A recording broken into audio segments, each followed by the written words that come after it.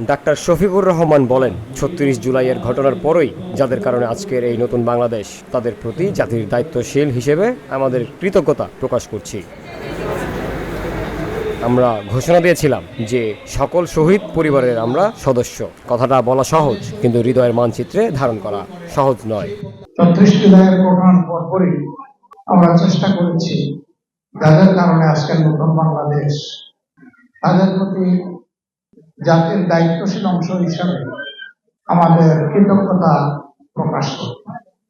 আমরা ঘোষণা দিয়েছিলাম যে সকল শহীদ পরিবারের আমরা সদস্য। কথাটা বলা সহজ, কিন্তু হৃদয়ের মানচিত্রে এটাকে ধারণ করে রাখা অত সহজ নয়। সোমবার ইস্কাটন ঢাকা লেডিস ক্লাবে আহত পঙ্গু ও শহীদ পরিবারের সদস্যদের নিয়ে ইফতার মাহফিল আয়োজিত অনুষ্ঠানে তিনি এসব কথা বলেন। বাংলাদেশ জামায়াতে ইসলামী ঢাকা মহানগর দক্ষিণের উদ্যোগে আয়োজিত ইফতার মাহফিলে অংশ নেন জুলাই আহত ও শহীদ পরিবারের সদস্যবৃন্দরা। সে সময় আহত ও শহীদ পরিবারের সদস্যরা বলেন, একমাত্র জামায়াতে ইসলামী তাদের পাশে এসে দাঁড়িয়েছেন, তাদের খোঁজ খবর নিয়েছেন।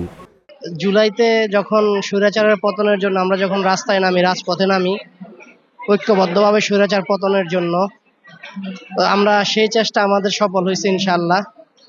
এখন আমাদের বাদবাকি পথ চলা, এবং আমরা যারা আহত আছি তাদেরকে তারা স্মরণ রাখছেন, তার জন্য তাদেরকে ধন্যবাদ। আমরা এখানে কতজন আসছে? 22,000-এর মতো আহত আছে সারা বাংলাদেশে।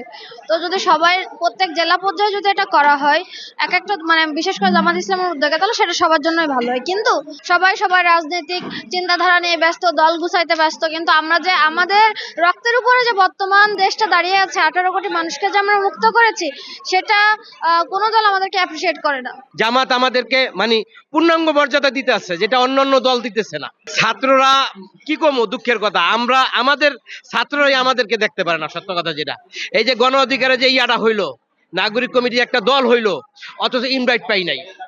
একবারও তো বলতে পারতো যে যারা আহত এবং শহীদ পরিবার আছে সবাইদেরকে দাওয়াত দিলাম, সেই রকম দাওয়াতও আমরা পাই নাই। আমি যাত্রাবাড়ি থানার সামনে গুলি খাইছি, হাতে প্লাস পায়ে। আমার পায়ের অবস্থাও খারাপ, হাতের অবস্থাও খারাপ। আমি ডাইনার দিয়ে তো খাইতেই পারি না।